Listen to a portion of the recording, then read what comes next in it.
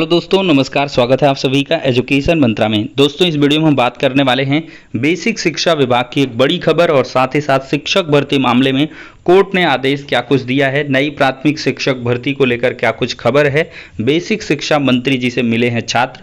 तो सारी अपडेट्स को समराइज तरीके से देखते हैं। वीडियो को लाइक एंड शेयर करें और चैनल पर पहली बार विजिट कर रहे हैं तो सब्सक्राइब भी करें। तो चलिए दोस्तों, वीडियो को शुरू करते हैं। दोस्तों, देखा जाए तो बेसिक शिक्षा विभाग में नित्य नवीन जो नए परिवर्तन हैं वो देखने के लिए मिल रहे हैं और इसी क्रम में जो प्रमुख सचिव हैं वो नए तरीके से बनाए गए हैं और क्या कुछ अपडेट है आपको दिखाते हैं।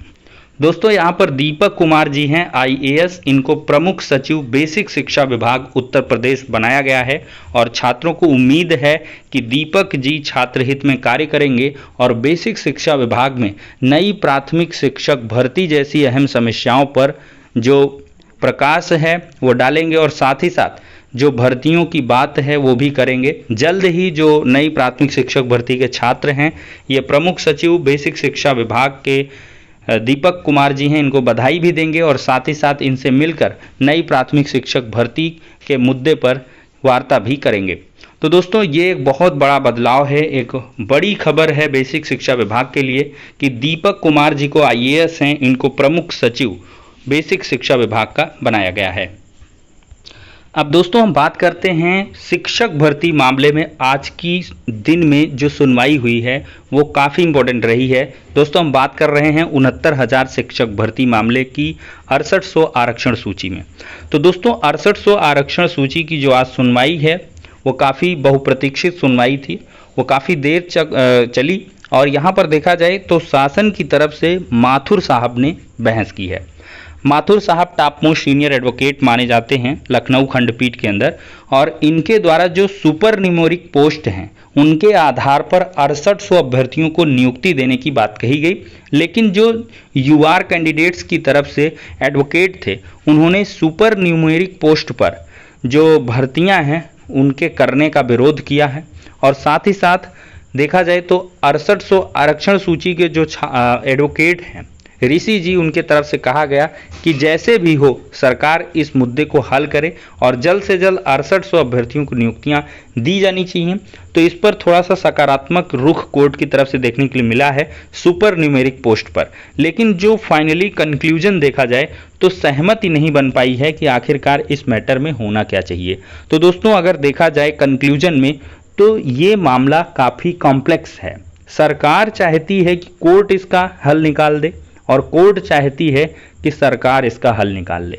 यहाँ पर दोनों के लिए काफ़ी विपरीत परिस्थितियाँ हैं, क्योंकि सरकार अगर चाहेगी तो वाइडर वे में सोचना चाहेगी कि सभी को ले लिया जाए, जो पहले से भी हैं उनको ले लें और जो बाद के हैं आरक्षण विसंगति वाले उनको भी ले लें। कोर्ट चाहती है कि इसमें क्या हो कि गड़बड़ी ना हो, कोई आगे मैटर फिर से ना बढ़े। लेकिन सबसे असल बात है कि 69,000 में एक भी पोस्ट आगे जाना नहीं है।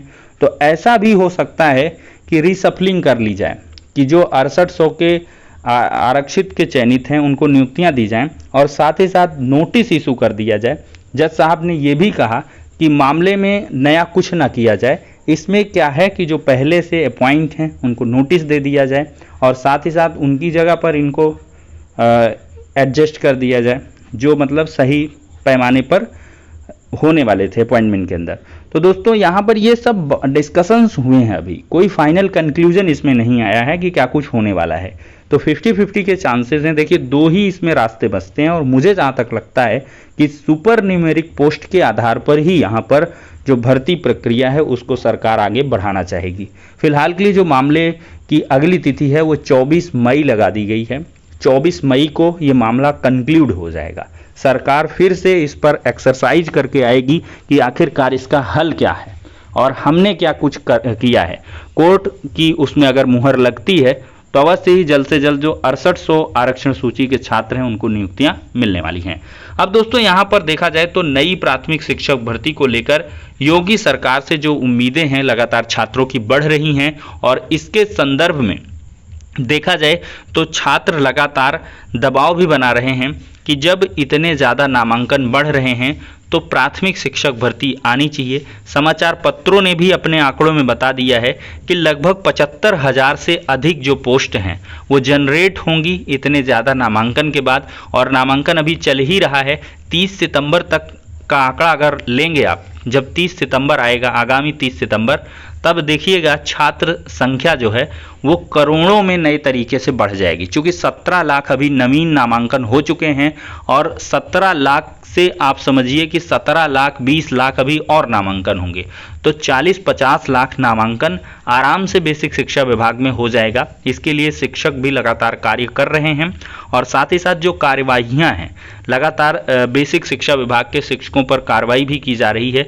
जिनके नामांकन पिछले साल की अपेक्षा इसमें बेहतर नहीं हुए हैं तो उनके वेतन इत्यादि को भी अवरुद्ध किया जा रहा है। सोशल मीडिया प्लेटफॉर्म पर ऐसी खबरें आपने काफ़ी देखी होंगी।